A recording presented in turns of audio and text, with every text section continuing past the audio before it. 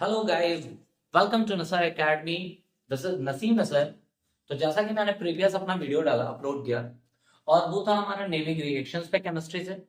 तो क्यों ना हम साथ साथ फिजिक्स को भी तैयार करते चले। और अगर साथ साथ फिजिक्स को तैयार करना है तो टाइम बहुत ही कम बचे हुए हैं।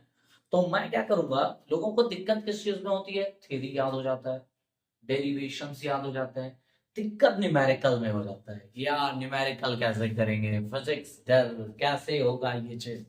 तो उस चीज का समाधान, उस चीज का सॉल्यूशन लेकर के आया हूं मैं, नसीम नसर। अब क्या, हम एक एक चैप्टर से जो भी मोस्ट एक्सपेक्टेड क्वेश्चंस मिलेंगे उन क्वेश्चंस की प्रैक्टिस कर लेंगे। तो उम्मीद है आप हमारा वीडियो देखेंगे और उन टॉपिक्स को, कॉन्सेप्ट को क्लियर लेंगे, क्लियर समझ लेंगे। तो स्टार्ट करते हैं अपना सबसे फर्स्ट चैप्टर फिजिक्स का, इलेक्ट्रिक चार्जेस एंड फील्ड। बात करते हैं अपने सबसे पहले चैप्टर्स पे। तो हर एक चैप्टर से क्या करूंगा मैं बच्चों, कि ऑब्जेक्टिव टाइप क्वेश्चंस करा दूंगा, वेरी शॉर्ट टाइप क्वेश्चंस करा दूंगा, शॉर्ट टाइप क्वेश्चन करा दूंगा और न्यूमेरिकल टाइप क्वेश्चन करा दूंगा। मतलब एक ही वीडियो में एक चैप्टर का हर तरह का क्वेश्चन आप क्लियर कर लें, ताकि आपको फिर किसी और टॉपिक्स को पढ़ने की जरूरत ही ना पड़े। तो देखिए, ऑब्जेक्टिव टाइप क्वेश्चंस की अगर बात करें तो सबसे फर्स्ट क्वेश्चन क्या है हमारा, the value of electric field. Question देखिए, ऑब्जेक्टिव क्वेश्चन है, ऑप्शंस गिवन थे, लेकिन लगाना तो है, न्यूमेरिकल तो करना है, इसीलिए हम क्या करें, ऑप्शन नहीं दिया मैंने क्वेश्चन लिख दिया, the value of electric field to balance a drop of oil of mass 0.001 milligram having 3 electronic charge will be. ये क्वेश्चन है हमारा। तो 100% इस टाइप का क्वेश्चन आएगा और जरूर आएगा। और मैं उम्मीद करता हूं कि ये वीडियो देखने के बाद आप उस क्वेश्चन को छोड़ के नहीं आएंगे। और हाँ, ये याद रहे, जब भी इस टाइप का क्वेश्चन आएगा आपको एक फॉर्मूला याद रहे कि QE इज इक्वल टू होता है mg। QE is equal to क्या होता है, mg। अच्छा ठीक है, तो E पूछ रहा है, तो वैल्यू ऑफ इलेक्ट्रिक फील्ड पूछ रहा है, तो E इज इक्वल टू क्या होगा, mg अपॉन q। ठीक है भाई, mg अपॉन q। फिर m कितना दिया भाई, 0.001 मिलीग्राम। आपको याद होगा, बहुत से लोगों को नहीं याद आता, मान के चलता आपने कुछ नहीं पढ़ाई। तो आप एक चीज याद रखे रहिए, किलो, हेक्टो, डेका, ग्राम, मीटर हो सकता है, डेका, ग्राम, डेसी, सेंटी, मिलीग्राम। क्लियर है बात। अब आपको मिलीग्राम से कहां पहुंचना है, किलोग्राम। कहां पहुंचना है, किलोग्राम में। इसको मानिए 1। जब ऊपर जाएंगे ना तो 10 पे -1, 10 पे -2, 10 पे -3, 10 पे -4, 10 पे -5 और 10 पे -6। और ये 0.001 है। 0.001 की वैल्यू रखता हूं मैं, 0.0020 है ना, 1 है। आप उसको आप लिख सकते हैं, एक प्लेस इधर भेजे, फिर दो प्लेस इधर भेजे, फिर तीन प्लेस। दैट मींस आप इसको लिख सकते हो 10 टू द पावर -3 इनटू कितना, 10 टू द पावर -6, क्योंकि हमेशा एमपीएस में सॉल्व करते हैं। That means mass should be in kilogram. तो किलोग्राम में चेंज किया आपने, जी की वैल्यू रख देते हैं। जी की वैल्यू रखेंगे आप, तो आपको वैल्यू मालूम है, एस जी की वैल्यू होती है 9.8 मीटर पर second square upon Q. Q क्या है, चार्ज। चार्ज की वैल्यू आपको पता है, Q इज इक्वल टू होता है Ne। बेटा एकदम कॉन्सेप्ट क्लियर कर लेते हैं, Q is equal to Ne। अब N क्या है, N कह रहा है कि ऑफ ड्रॉप ऑयल ऑफ मास इतना हैविंग 3 इलेक्ट्रॉनिक चार्ज, मतलब जो 3 इलेक्ट्रॉन पे चार्ज होगा वो। दैट मींस N की वैल्यू कितना, 3 रखेंगे। कितना रखेंगे, 3। और E की वैल्यू कितना, 1.6 into 10 to the power -19। Clear है। अब देखिएगा क्या होगा, आगे सॉल्व करते हैं। 9.8 है, डेसिमल के बाद 1 डेसिमल के बाद 1 डेसिमल हटा देते हैं, दैट मींस 9.8 अपॉन 3 इंटू 9.8 को 98 लिख देते हैं, अपॉन नीचे हो जाएगा 16। 10 पे -3, 10 पे -6, 10 पे -9 से 10 पे -9 कटा, 10 पे -10 नीचे बचा, 10 पे -10 ऊपर जाएगा तो क्या हो जाएगा, 10 पे +10। उम्मीद है क्लियर हुआ। अच्छा, अब इसको डिवाइड कर देते हैं, 2 8 जा 16, 2 4 जा 8, 1 बचा, 2 9 जा 18 हो गया। फिर कट रहा है, नहीं कट रहा है। फिर आपको पता है यहाँ कितना होगा, 49 अपॉन 8 3 जा 24 इंटू 10 पे पावर 10। आपको पता है 24 दूनी कितना होता है, 48, 24 2 जा 48, 24 टू जा, यहाँ डिवाइड तो आपको करना पड़ेगा, ये सारे कॉन्सेप्ट करने पड़ेंगे तो करने पड़ेंगे। 24 टू जा 48, डेसिमल माइनस किया बना है, यहाँ पे 1 डिवाइड होगा नहीं, आप डेसिमल लिख करके यहाँ 0 बढ़ा सकते हैं, एक और 0 की जरूरत पड़ेगी तो एक और 0 बढ़ा यहाँ पे। आपको पता 2500 को 100 होता है तो 24 4 सा कितना हो जाएगा 98 हो जाएगा, 96 हो जाना है, 96 होगा, 10 में 6 4 होगा, 9 में से 9 का 9 कैंसिल हो गया, आप चाहे तो 0, डेसिमल के बाद 2 डिजिट चलेंगे, बहुत है वो। तो उम्मीद है आंसर आएगा 2.04 into 10 to the power 10 newton पर कूलम। ये इलेक्ट्रिक फील्ड की वैल्यू हो गई। और ये याद रखिएगा, जब भी ये बैलेंसिंग की बात करेगा, किसी ड्रॉप जिसका मास गिवन होगा इलेक्ट्रिक फील्ड पूछ देगा, या फिर कभी कभी क्या कहेगा इलेक्ट्रिक फील्ड गिवन रहेगा मास पूछ देगा, या कभी कभी रेडियस पूछ देगा, तो याद रखिएगा उस टाइम भी आप यूज कर सकते हैं QE is equal to mg, और QE इज इक्वल टू क्या हो सकता है, कभी कभी नंबर ऑफ इलेक्ट्रॉन पूछ सकता है, तो Q को क्या लिखेंगे ME इंटू E, और M की जगह भी आप यूज कर सकते हैं क्या volume into density, volume into density, ये याद रखिएगा V rho G। और वॉल्यूम ऑफ स्फेरिकल ड्रॉप जब भी देगा तो V is equal to 4/3 pi r cube, कभी कभी रेडियस भी पूछ सकता है तो वॉल्यूम की जगह लिख सकते हैं 4/3 pi r cube rho into G। इस इक्वेशन से ज्यादा और नहीं पूछेंगे, और मैक्सिमम टाइम अगर ऑब्जेक्टिव देगा तो डायरेक्ट ये लगाएगा Q is equal to mg। समझ में आया तो please pause the video to note it. हाँ, तो अब आ जाते हैं अपने सेकंड क्वेश्चन की ओर। और सेकंड क्वेश्चन एक्साइटमेंट होना चाहिए क्वेश्चन को लेकर के, ऐसा नहीं कि बोरिंग हो गया, अरे यार ये क्या होगा नहीं पढ़ना है बस हो गया, नहीं, एक्साइटमेंट आपके अंदर रहना चाहिए किसी भी क्वेश्चन को सॉल्व करने के लिए। जैसे कि दूसरा क्वेश्चन देखते हैं, number of electrons present in negative charge of 8 coulomb. Negative charge से हमको डरना नहीं है, ठीक। नेगेटिव चार्ज आने का मतलब क्या, उसने इलेक्ट्रॉन गेन किया होगा। पॉजिटिव चार्ज आता है इसका मतलब इलेक्ट्रॉन डोनेट किया होता है। क्वांटाइजेशन ऑफ चार्ज पे लगता है 100%, ये क्वेश्चन आएगा 100%। अब क्या लगाना है यहाँ पे हमको, Q is equal to any लगा देना है। क्या लगाना है, Q is equal to any. क्या कह रहा है, नंबर ऑफ इलेक्ट्रॉन मतलब n पूछ रहा है, n इज इक्वल टू क्या हो जाएगा Q अपॉन E, क्योंकि इधर मल्टीप्लाई हो रहा था उधर जाएगा डिवाइड। Q कितना दिया भाई 8 कूलम, और E क्या है charge on 1 electron which is 1.6 into 10 to the power -19। Divide करते हैं समझिएगा, 10 to the power -19 ऊपर जाएगा 10 to the power +19, यहाँ होगा 8 अपॉन 1.6 था ना, अगर इसको 16 बनाएंगे ऊपर एक 0 बढ़ेगा, 10 to the power -19 ऊपर गया 10 पे +19, 16 5 80, तो 5 into 10 to the power 19 आ गया। और ये आया number of electrons present in negative charge of 8 coulomb. अब हो सकता है यहाँ 8 कूलम ना दे करके एग्जाम में आपका 4 कूलम दे दे, 1 कूलम दे दे, 5 कूलम दे दे, तो हमेशा क्या लगाएंगे Q is equal to any लगाएंगे। हो सकता है नंबर दे दे कि 5 इलेक्ट्रॉन्स पे बताओ चार्ज कितना होगा, तो भी चार्ज क्यों निकालेंगे, लेकिन फार्मूला यही रहेगा। उम्मीद है समझ में आया, तो please pause the video to note it. तो आ जाता है अपने थर्ड क्वेश्चन की ओर। इसमें देखो ये देखता ही आंसर आना चाहिए, the SI unit of permittivity of vacuum. 3 साल लगातार ये क्वेश्चन पूछा है, unit of permittivity of vacuum घुमाने की कोशिश किया है, इसका मतलब वो आपसे एप्सिलॉन नॉट की वैल्यू पूछ रहा है, तो यूनिट पूछ रहा है, हम वैल्यू भी लिखते हैं। एप्सिलॉन नॉट की वैल्यू याद रखिएगा 8.85 into 10 to the power -12 coulomb square पर न्यूटन मीटर स्क्वायर। क्या बोला मैंने, कूलम स्क्वायर पर न्यूटन मीटर स्क्वायर, यही क्वेश्चन है। SI unit of permittivity of vacuum, तो वैल्यू के साथ बताया मैंने, epsilon naught equal to 8.85 into 10 पे -12 कूलम स्क्वायर पर न्यूटन मीटर स्क्वायर। उम्मीद है आपको ये समझ में आया। आ जाते हैं अपने चौथे क्वेश्चन की ओर, और लाजवाब क्वेश्चन है, ना न्यूमेरिकल लगाना है ना कुछ करना है। अब हम जब क्वेश्चन आएगा तो घबराना नहीं है, बहुत ही ज्यादा आसान क्वेश्चन है। क्या है, 2 charges plus 1 microcoulomb and plus 4 microcoulomb are separated by a distance apart in air. The ratio of the forces acting on them. Option दिया मैंने, ऑप्शन नहीं लिखा, आप खुद सोचो।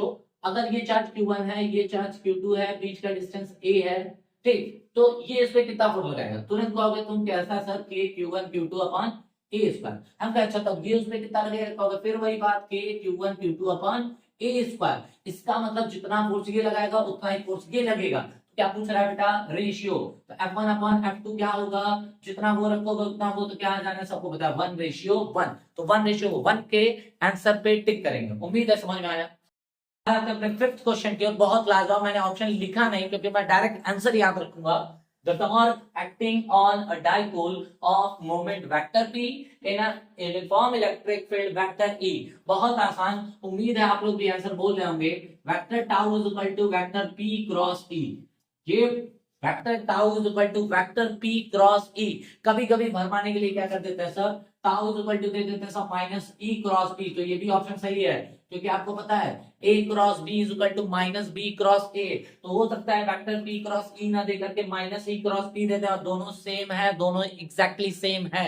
उम्मीद है आपको समझ में आया, तो please pause the video to notice. आ जाते हैं अपने क्वेश्चन नंबर 6 पे। Which one is not a unit of electrical? Which one is not a unit of electrical? बेटा कॉपी लेकर के बैठना है, कॉपी लेकर के बैठिए आप लोग इस क्वेश्चन को। कह रहे हैं इनमें से कौन सी ऐसी यूनिट है जो इलेक्ट्रिकल की यूनिट है ही नहीं। तो देखो हमको पता है इलेक्ट्रिक फील्ड का फार्मूला, इलेक्ट्रिक फील्ड एक होता है force upon charge, force upon charge होता है कि नहीं। अब फार्मूले से ही चलते हैं, तो फोर्स की यूनिट क्या होती है न्यूटन, चार्ज की यूनिट क्या होती है कूलम, तो यूनिट पहली क्या हो गई न्यूटन कूलम इनवर्स, है कि नहीं, इसका मतलब ये तो है। सेकंड में पूछते हैं वोल्ट पर मीटर दिया है, हमको पता है E is equal to V upon L होता है, E is equal to V upon L। V क्या है पोटेंशियल डिफरेंस, पोटेंशियल डिफरेंस है तो उसकी यूनिट क्या होती है वोल्ट, और नीचे क्या है लेंथ, लेंथ या डिस्टेंस, डिस्टेंस की यूनिट क्या होती है मीटर, तो वोल्ट पर मीटर, इसका मतलब सेकंड वाला भी क्या है उसकी यूनिट है। अच्छा थर्ड पे पहुंचते हैं, थर्ड पे तो आपको पता है E इज इक्वल टू अगर V अपॉन L है तो V इज इक्वल टू क्या लिख सकते हैं W, V is equal to W upon Q, तो W upon Q into L है, W upon Q into L है।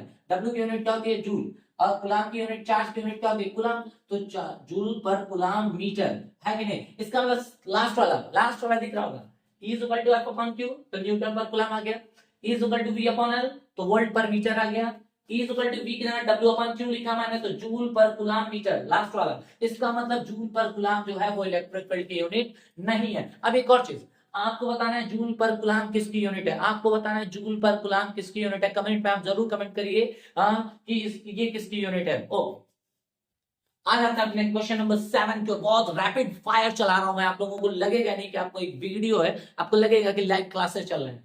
उम्मीद है क्वेश्चन आता है, two equal and opposite charges of 2 microcoulomb are situated at a distance 3.0 centimeter, its electric dipole moment। अब देखिए electric dipole moment आप जानते हैं P is equal to Q into 2L, 2L का मतलब ये नहीं कि डिस्टेंस को ट्वाइस कर दिए, ठीक है। ये एक चार्जेस है आपको पता है, ये प्लस Q, ये माइनस Q, ये माइनस Q, बीच का डिस्टेंस यही होता है 2L। तो डाइपोल मोमेंट का फार्मूला क्या होता है P is equal to Q into 2L। Q क्या है चार्ज, चार्ज किसमें माइक्रोकूलम में, आपको पता है milli micro nano pico, millimetre पे -3, माइक्रोमीटर पे -6, तो माइक्रो है तो 10 पे -6 इंटू 12, बीच का डिस्टेंस 3 सेंटीमीटर, किसमें चेंज करेंगे मीटर में, 10 पे पावर -2, 2 3 जा 6, 10 पे -6 इंटू 10 पे -2, 10 पे -8 कूलम मीटर। ये हो गया डाइपोल मोमेंट। अब एक और चीज मैं क्वेश्चन पूछता हूं, आप कमेंट में जरूर भेजिएगा कि इलेक्ट्रिक डाइपोल मोमेंट कैसी क्वांटिटी है, स्केलर है कि वेक्टर। चलिए मैं ये बता देता हूं ये वेक्टर क्वांटिटी है। मैं आपसे ये पूछता हूं कि इसकी डायरेक्शन किधर होगी। आ जाता है अपने सबसे बेहतरीन क्वेश्चन पे, और क्वेश्चन क्या है यूनिट ऑफ इलेक्ट्रिक फ्लक्स। मैंने ऑप्शन नहीं लिखा है, ऑप्शन नहीं लिखा है मैंने, अब ऑप्शन नहीं लिखा तो कई ऑप्शन है, 4 ऑप्शन होंगे, उनमें से कौन सा आंसर हो सकता है। तो हम चलते हैं फार्मूले से, कैसे चलते हैं फार्मूले से, तो फाई इज इक्वल टू आपको जैसा कि पता होगा E dot A, phi E is equal to E dot A, flux का फार्मूला है ये। अब फ्लक्स का फार्मूला है तो जिनसे मिलके बना है उसी की यूनिट को इस पे यूनिट बना लेंगे ऐड करने पे। इलेक्ट्रिक फील्ड है ये, इलेक्ट्रिक फील्ड की यूनिट क्या होती है न्यूटन पर कूलम, एरिया है, एरिया का मतलब मीटर स्क्वायर, तो क्या हो जाएगा भाई न्यूटन मीटर स्क्वायर पर कूलम, न्यूटन मीटर स्क्वायर पर कूलम। जैसा कि ये ऑप्शन में गिवन भी है तो इस ऑप्शन को टिक करेंगे। अब मैं आपसे एक क्वेश्चन कहता हूं, कमेंट में आप जरूर करिएगा कि इसके अलावा एक और क्या यूनिट हो सकती है।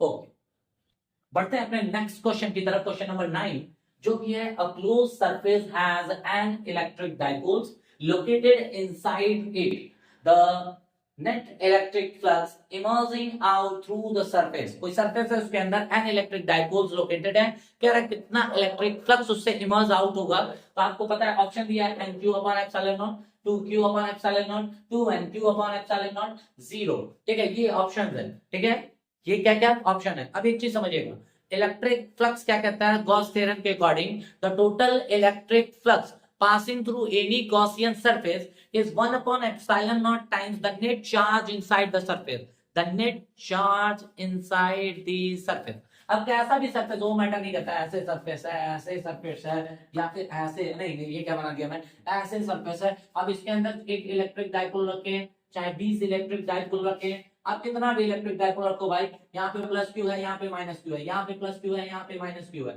यहाँ पे प्लस क्यू है, यहाँ पे माइनस क्यू है, तो टोटल चार्ज कितना होगा? +5 और -5 कितना होता है? 0। +3 और -3 कितना होता है? 0। +2 -2 कितना होता है? 0। तो भाई total charge inside the surface कितना है? 0। इसका मतलब अगर चार्ज ही नहीं है तो गॉस क्या कहते हैं? कोई फ्लक्स ही नहीं इमर्ज आउट होगा, इसका मतलब इसका आंसर क्या होगा? 0। उम्मीद है आपको समझ में आया।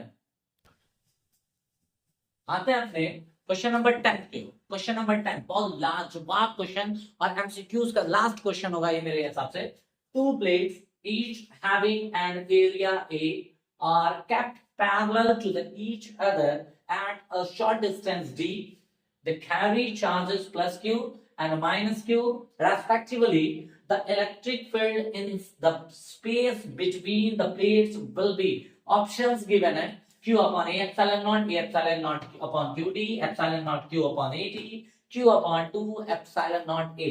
तो जैसा कि कह रहा है कि दो प्लेट्स हैं, एक पे क्या है? पॉजिटिवली चार्ज है Q, एक पे क्या है? नेगेटिवली चार्ज है माइनस Q। क्लियर है? दोनों के बीच का सेपरेशन क्या है? D। ठीक है, कह रहा है कि इनके बीच में कितना इलेक्ट्रिक फील्ड होगा। हमको पता है इलेक्ट्रिक फील्ड कैसी क्वांटिटी, आप कमेंट भी करिएगा। Electric field is a vector quantity.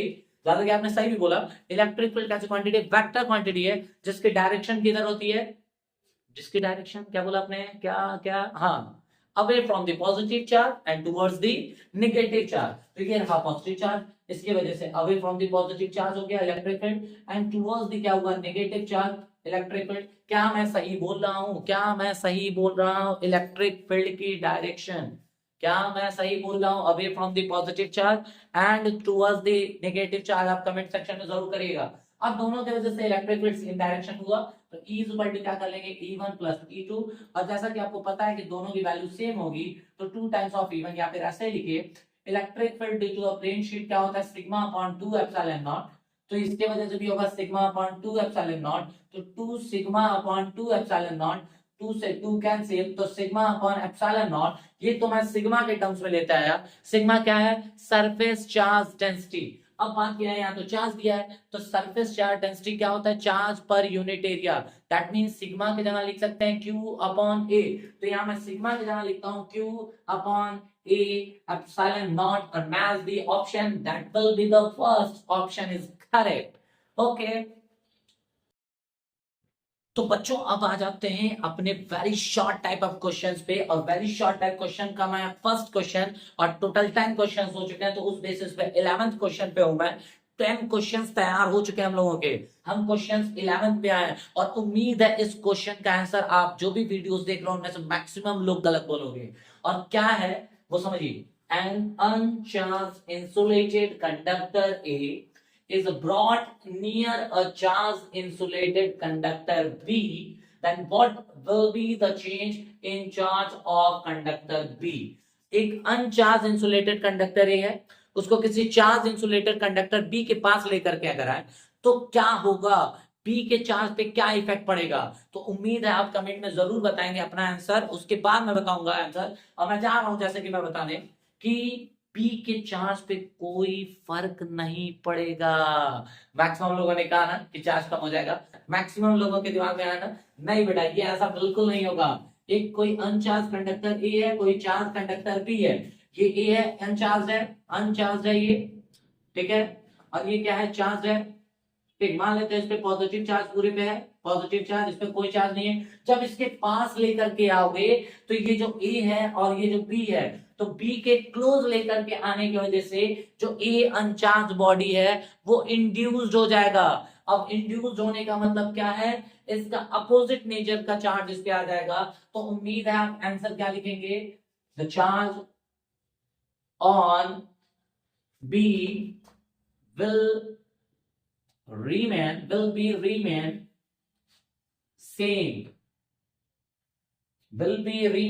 same, clear है? बी के चार्ज पे कोई फर्क नहीं पड़ेगा, बस ए पे जो होगा इंडक्शन प्रोसेस की वजह से इंड्यूस चार्ज डेवलप होंगे। जैसे पॉजिटिव है तो उसके अपोजिट नेचर का चार्ज डेवलप हो जाएगा। उम्मीद है आपको समझ में आ रहा होगा। तो okay, please pause the video to note it down. अब आते हैं अपने क्वेश्चन नंबर 12 और very short type of questions के क्वेश्चन नंबर 2 पे। और जैसा कि ऐसा क्वेश्चन हमने पहले भी देख लिया ऑब्जेक्टिव टाइप में, calculate the charge carried bye 12.5 into 10 to the power 18 electrons, इतने इलेक्ट्रॉन्स में कितने चार्ज डेवलप होंगे। अब फिर हम यूज करेंगे क्वांटाइजेशन ऑफ चार्ज।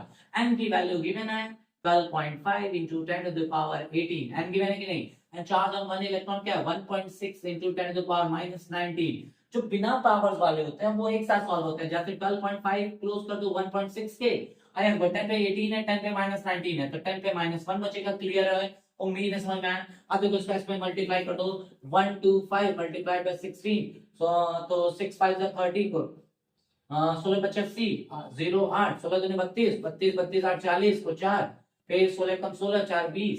ये उम्मीद है समझ में आया। और फिर क्या हो जाना है, इसमें एक डिजिट के बाद है, इसमें दो डिजिट, एक डिजिट दो डिजिट हो जाएगा टोटल, तो 20 ये 2000 है इंटू 10 पे -1 है, तो दो डिजिट के बाद अगर करेंगे तो ये होगा। और अगर ये भी हटाना चाहें तो आंसर आ जा रहा है हमारा 2 कूलम। कितना चार्ज आ रहा है भाई, 2 कूलम का चार्ज आ रहा है। उम्मीद है आपको समझ में आया। Pause the video to. आज आता है अपने क्वेश्चन नंबर 13 पे, a very short type of question का क्वेश्चन नंबर 3 है ये। क्वेश्चन क्या है, बहुत इजी क्वेश्चन है। An electron and a proton are kept in a uniform electric field. Which one have more acceleration and why? Which one have more acceleration and why? ध्यान से समझिएगा, बहुत अच्छा क्वेश्चन है ये। आपको पता है एक्सेलरेशन इज इक्वल टू क्या होता है, फोर्स अपॉन मास। क्लियर है ये बात। फोर्स इज इक्वल टू क्या होता है, अगर किसी चार्ज को किसी यूनिफॉर्म इलेक्ट्रिक फील्ड पे रखते हैं तो उसमें फोर्स एक्सर्टेड होता है, इलेक्ट्रिक फोर्स, और उसका फार्मूला क्या होता है, F is equal to QE। तो F इज इक्वल क्या लिख सकते हैं, QE अपॉन क्या हो जाएगा N। इसका मतलब अब हम एक चीज सोचें, इलेक्ट्रॉन है और एक प्रोटॉन है। अब बताइए इलेक्ट्रॉन और प्रोटॉन में चार्ज किस पे ज्यादा होता है, भाई दोनों पे चार्ज सेम होता है। कितना, 1.6 into 10 to the power -19 coulomb. तो चार्ज वाइज तो दोनों का सेम है मैग्नीट्यूड में, चार्ज डिपेंड किस पे करता है, मास पे। तो एक्सेलरेशन उसका ज्यादा होगा जिसका मास कम होगा। ये प्रोपोर्शनल टू 1/m है। कह रहा है which one have more acceleration and why. हमको पता है इलेक्ट्रॉन जो है उस पे मास कितना होता है उसका 9.1 into 10 to the power -31 kg, जबकि प्रोटॉन जो होता है उस पे मास कितना होता है 1.672 into 10 to the power -27 kg। हमको पता है प्रोटॉन जो इलेक्ट्रॉन से हैवियर होता है, इसका मतलब इलेक्ट्रॉन प्रोटॉन से लाइटर होता है, तो जितना जो लाइटर होगा उसका एक्सेलरेशन ज्यादा होगा। इसका मतलब which one have more acceleration? So answer is electron have more acceleration due to lighter mass, lighter than proton. Clear है, इलेक्ट्रॉन का एक्सेलरेशन ज्यादा होगा। क्यों ज्यादा होगा, क्योंकि उसका मास प्रोटॉन से कम। क्लियर है, उम्मीद है समझ में आ गया। ओके, तो please pause the video to note. आज आते हैं अपने क्वेश्चन नंबर 14 पे, डाइलेक्ट्रिक कांस्टेंट का कॉन्सेप्ट लेकर के। अब क्वेश्चन क्या कह रहा है, question number 14, a force of 80 Newton. Clearly समझते रहिएगा। A force of 80 Newton is working between the 2 point charges placed at a distance in air. कोई डिस्टेंस पे होंगे चार्जेस दो, उनके बीच फोर्स लग रहा है 80 Newton. When these charges are placed at the same distance in a dielectric medium, इसे dielectric medium में रखते हैं एयर के अलावा, then the force becomes 8 Newton. Find the dielectric constant of the medium। तो पहला क्वेश्चन मेरा ये आप लोगों से, जब किन्हीं दो पॉइंट चार्जेस को वैक्यूम या एयर से उठा करके जितने सेपरेशन पे किसी अदर मीडियम में रखेंगे तो उनके बीच का फोर्स डिक्रीज होगा कि इंक्रीज। आंसर जब कमेंट में करिएगा आप लोग, डिक्रीज होगा कि इंक्रीज। क्लियर है, तो हमको पता है डिक्रीज होगा। क्या होगा, डिक्रीज होगा हमेशा। कितना डिक्रीज हो जाएगा, तो k टाइम्स डिक्रीज होगा। अब k क्या है, dielectric constant of the material या मीडियम है। अब डाई इलेक्ट्रिक कॉन्स्टेंट क्या होता है, ये क्या फोर्स के टर्म में यहाँ पे क्वेश्चन किया, तो k इज इक्वल टू क्या होगा, k is equal to F0 upon Fn। अब ये F0 क्या है, फोर्स इन द वैक्यूम और air. Fn is what, force between, force in the dielectric material। अब यहाँ क्या F0 क्या है, पहले क्या रखा एयर में था तो 80 न्यूटन, बाद में क्या रखा जब तो दूसरे मीडियम में रख रहे हैं तो 8 हो जा रहा है, 8 10 जा 80, तो ये कितना गया 10। एक और चीज याद रखना, कभी कोई गलती क्या कर देते हैं आप लोग, K is equal to F0 upon Fm हुआ ना, कुछ दिमाग घुमा, तुम क्या किए Fm upon F0 लिखते, Fm upon F0 लिखोगे तो 8 upon 80 हो जाएगा ना, 8 upon 80 रखोगे तो क्या होगा बेटा 1 upon 10 होगा। तो एक बात याद रखना, डाई इलेक्ट्रिक कांस्टेंट की वैल्यू कभी भी 1 से छोटी वैल्यू होगी भी नहीं, हमेशा डाई इलेक्ट्रिक कांस्टेंट की वैल्यू ग्रेटर देन 1 होगी। इसका मतलब जब तुम ऐसे सॉल्व करना, अगर फॉर्मूला गलती हो गया, जल्दीबाजी में हो जाता है, तो 1 अपॉन करना था, तो देखना के की वैल्यू 1 से लेस देन आएगी, लेस देन पॉसिबल नहीं है, हमेशा dielectric constant greater than 1 होगा। क्लियर हो गया? Okay, please pause the video. आ जाता है अपने क्वेश्चन नंबर 15 पे। बहुत इजी सा कॉन्सेप्ट, अभी इससे जस्ट पहले हमने देखा डाइलेक्ट्रिक कांस्टेंट का ही फार्मूला फोर्स के टर्म्स में। अब आ जाते हैं परमिटिविटी के टर्म्स में। क्या कह रहा है question? If dielectric constant of water is 81, find absolute permittivity. बहुत इजी सा concept. Permittivity of any medium is equal to k times the permittivity of free space. ये एब्सोल्यूट परमिटिविटी हो जाएगी, ये परमिटिविटी ऑफ फ्री स्पेस हो जाएगा, और ये डाइलेक्ट्रिक कांस्टेंट है। क्वेश्चन में डाइलेक्ट्रिक कांस्टेंट 81 दिया वाटर के लिए। एप्सिलॉन नॉट की वैल्यू रख चुके हैं हम लोग 8.85 इंटू 10 पे -12 इंटू के की वैल्यू कितनी है बेटा? के की वैल्यू है 81। अब 8.85 का 81 से मल्टीप्लाई कर दीजिए। 8.85 का मल्टीप्लाई 81 से करते हैं 1588, 1 प्लेस कट, 8 5 जा 44, 8 8 जा 64, 468, carry 6, 8 8 जा 64, 64 और 6 70, 5 8 16 7, दो प्लेस के बाद डेसिमल तो यहाँ लगाया, तो 7 16.85 इंटू 10 पे -12। डेसिमल हमेशा 1 जीरो के बाद, नॉन जीरो के बाद रखते हैं फर्स्ट प्लेस पे, तो 7.1685 इंटू 10 पे पावर। जब डेसिमल लेफ्ट साइड जाते हैं तो पावर में प्लस हो जाता है। कितना लेफ्ट गया? 2 डिजिट, तो +2 करो, तो -12 +2 करोगे तो -10 यूनिट कूलम स्क्वायर पर न्यूटन मीटर स्क्वायर। ये एब्सोल्यूट परमिटिविटी की वैल्यू है। उम्मीद है आपको समझ में आया। स्टार्ट हो जाते हैं अपने क्वेश्चन नंबर 16 को लेकर के। और क्वेश्चन नंबर 16 कहता है कि right the definition and unit of the electric flux. तो मैं बता देता हूं, डेफिनेशन आएगा तो हम लिखेंगे electric flux, it is defined as the number of electric field lines passing perpendicular to the Gaussian surface. It is defined as the number of electric field lines passing perpendicular through the Gaussian surface. उसके just बाद नीचे formula लिखेगा कि phi E is equal to E dot A। उसके just नीचे लिखेगा unit, और unit में लिखेगा न्यूटन मीटर स्क्वायर पर कूलम। उम्मीद है आपको समझ में आया ये। एक और चीज याद रखिएगा, electric flux is a scalar quantity, क्योंकि देखो इलेक्ट्रिक फील्ड और एरिया वेक्टर का क्या हो रहा है? Dot product. और जब दो वेक्टर्स का डॉट प्रोडक्ट होता है तो जो रिजल्टेंट होता है वो एक स्केलर प्रोडक्ट होता है। इसलिए याद रखिएगा कि E डॉट A हो रहा है तो फ्लक्स आया, फ्लक्स क्या होगा? Scalar quantity. क्लियर हो गई ये बात? अब इसके जस्ट बाद एक और इलेक्ट्रिक फ्लक्स से रिलेटेड क्वेश्चन की ओर बढ़ते हैं, और वो है हमारा क्वेश्चन नंबर 17। देखिएगा फ्लक्स का फार्मूला ऊपर लिखा मैंने, इसलिए मैंने उसको इरेज नहीं किया। ठीक, क्वेश्चन है electric field vector E is equal to 1.2 I cap plus 1.6 J cap newton पर कूलम। कह रहा find the electric flux emerging through this rectangular surface of area A given है 0.2 metre square which is parallel to the YZ plane. YZ plane देखो भाई, ये हो गया x axis, ये हो गया y एक्सिस, ये हो गया YZ के पैरेलल। YZ के पैरेलल होगा तो किधर जाएगा भाई? वो x एक्सिस के टुवर्ड्स जाएगा। किधर जाएगा बेटा?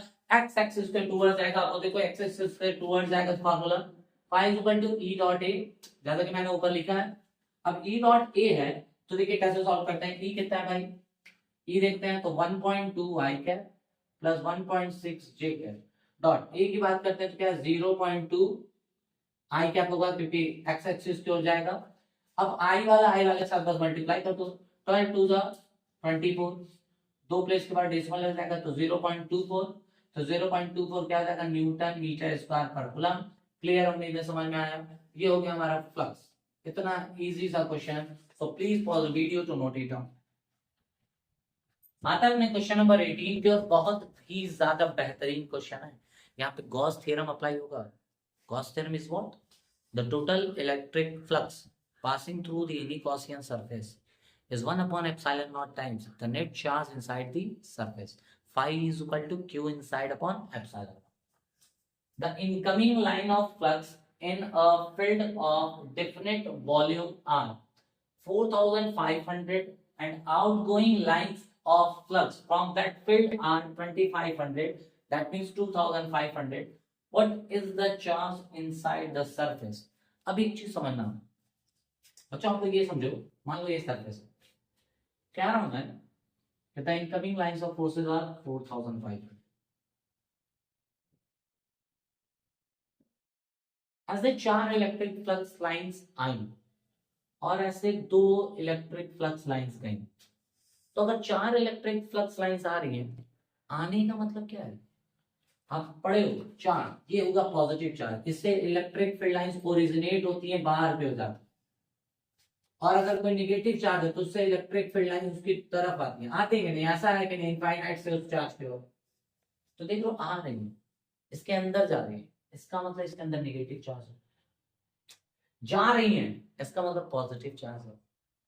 अब एक और समझना, आ रही है 4500 फ्लक्स लाइंस, जा रही है 2500, तो जा कम रही है, आ ज्यादा रही है, मतलब नेगेटिव चार्ज होगा इसके अंदर. क्लियर है ये बात, नेगेटिव चार्ज होगा. अब नेगेटिव चार्ज होगा तो समझना मैं कैसे निकालूंगा, मैं निकालूंगा फाई इज इक्वल टू क्या होता है भाई, Q inside upon epsilon naught. ये ना, तो क्यू निकालना है, क्यू इनसाइड निकालना, तो हमको क्या होगा, phi E into epsilon naught. ये करना है.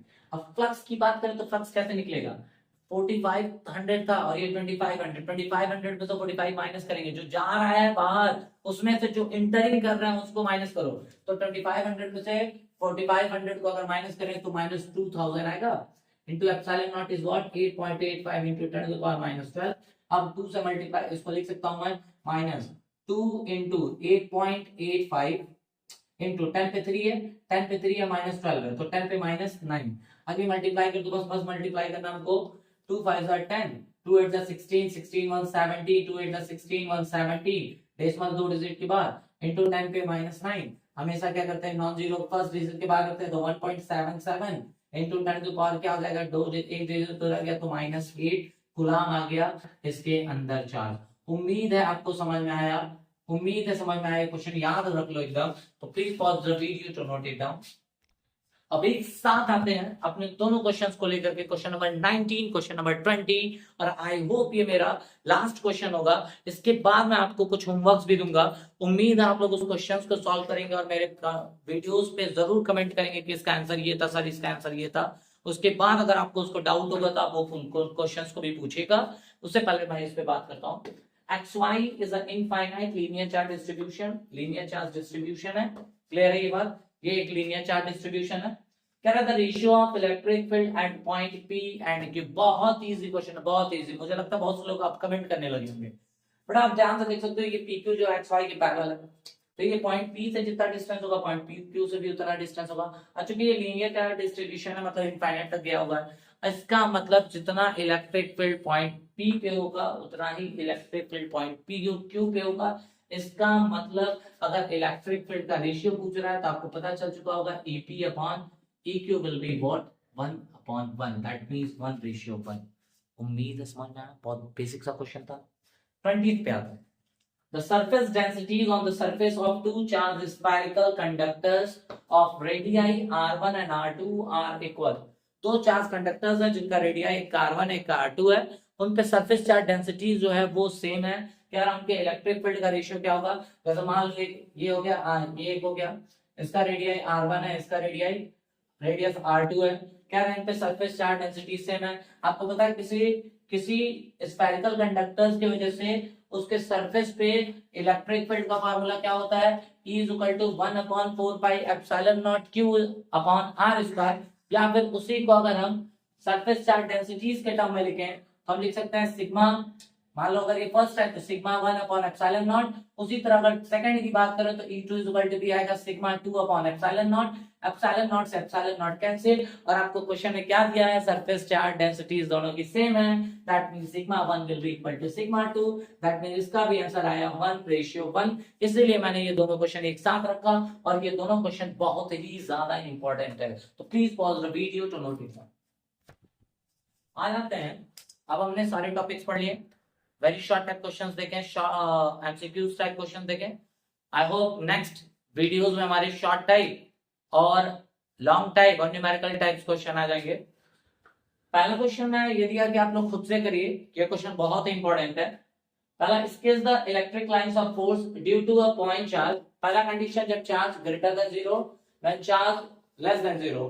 सेकंड क्वेश्चन कह रहा है, an electron charge q of mass m is accelerated from rest in a uniform electric field E. Prove that velocity acquired by the electron in traveling a distance x is under the root 2 q e x upon m. फिर question है, electric field vector E is equal to 2x I cap is shown in the figure। जैसे कि figure बनाया मैंने। Find the electric flux through the cube and the charge inside it। आज figure बना हुआ है, उम्मीद आप लोग ट्राई करेंगे, नहीं आएगा तो मैं नेक्स्ट वीडियो में जरूर बनाऊंगा, बताऊंगा न्यूमेरिकल्स को। फिर कह रहा है, sketch the electric field lines around a system of two equal and opposite point charges. याद रहे डाइपोल है। फिर आगे बात करते हैं, ये क्वेश्चन दिया हुआ है, आज फिगर बनाया हुआ है, कह रहा है what is the resultant dipole moment, and कह रहा है if the system is subjected to a uniform electric field vector E then and direction along positive x direction, then what will be the torque। Torque निकालना है, तो आप जरूर questions को solve करिए, ठीक है, कमेंट करिए। और आपको नहीं लगता है ये सॉल्व नहीं हो पाता है तो आप जरूर जरूर कमेंट करिए, मैं उस पर जरूर लेक्चर्स बनाऊंगा। Okay, thank you very much, bye.